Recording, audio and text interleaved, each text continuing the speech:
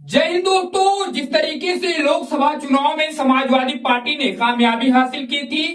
अब वो कामयाबी किस फार्मूले के तहत मिली थी उसको अखिलेश यादव बहुत ही बारीकी से जांच परख रहे हैं कि आखिर कहां से ये कामयाबी और इतनी बड़ी कामयाबी उन्हें प्रदेश में हासिल हुई। इसी को आगे बढ़ाने के लिए 2027 के इलेक्शन में इसी फार्मूले को लागू करने के लिए अखिलेश यादव बाकायदा जो 37 सांसद जीते हैं समाजवादी पार्टी के उत्तर प्रदेश में, उन सभी विधानसभा सीटों का अखिलेश यादव सर्वे करवा रहे हैं। वैसे दोस्तों हम आपको बता दें कि इंडिया अलायंस के तहत इन जितने भी 37 सीटें समाजवादी पार्टी की, बाकी 6 कांग्रेस की, इन सभी सीटों को मिलाकर इंडिया अलायंस के सभी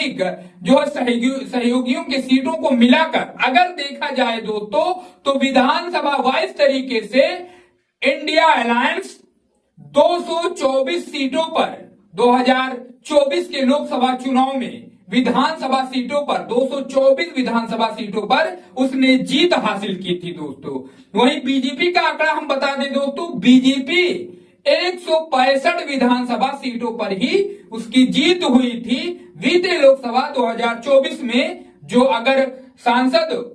की बात तो अलग है दोस्तों, लेकिन अगर विधानसभा वाइज देखा जाए कि कितने विधानसभा सीटों में कौन सी पार्टी ने बाजी मारी थी 2024 के लोकसभा चुनाव में, उसमें समाजवादी पार्टी और इंडिया अलायंस मिलाकर 224 सीटों पर जीतती हुई नजर आ रही है। वहीं आगे हम बात करें बीजेपी की, तो उसके बीजेपी और उसके सहयोगी दल मिलाकर 165 सीटों पर ही सीमित हो रहे हैं। अब दोस्तों इसी फार्मूले को आगे बढ़ाने के लिए अखिलेश यादव वो लगातार गुप्त मीटिंगों का दौर चला रहे हैं। लगातार अपने जो नेता हैं, उनके जो बुजुर्ग नेता है, जो अनुभवी नेता है, उनसे राय मशवरा लगातार कर रहे हैं, क्योंकि दोस्तों तैयारी तो करनी ही है 2027 की, क्योंकि वो दूर नहीं है। इसलिए अखिलेश यादव बहुत ही बारीकी, बहुत ही पैनी नजर इस चुनाव पर बनाए हुए हैं कि आखिर उन्होंने कहां पर क्या क्या चीजें की थी और किस तरीके से उन्होंने रणनीति बनाई थी, किस तरीके से उन्होंने पीडीए फार्मूला उनका काम कर गया। इसी फार्मूले को आगे बढ़ाने के लिए अखिलेश यादव लगातार जो है अपने कार्यकर्ताओं से संपर्क कर रहे हैं, जो जमीन से जुड़े हुए कार्यकर्ता हैं, और लगातार अपने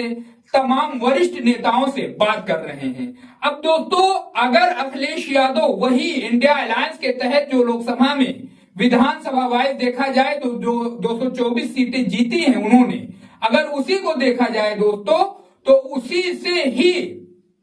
समाजवादी पार्टी की सरकार आती हुई दिखाई दे रही है 2027 के इलेक्शन में। अब वैसे दोस्तों ये तो टाइम ही बताएगा कि किसकी सरकार 2027 में बनेगी उत्तर प्रदेश में। वैसे आप भी अपनी राय हमें कमेंट बॉक्स में बताइए कि आखिर 2027 में किसकी सरकार बनने वाली है।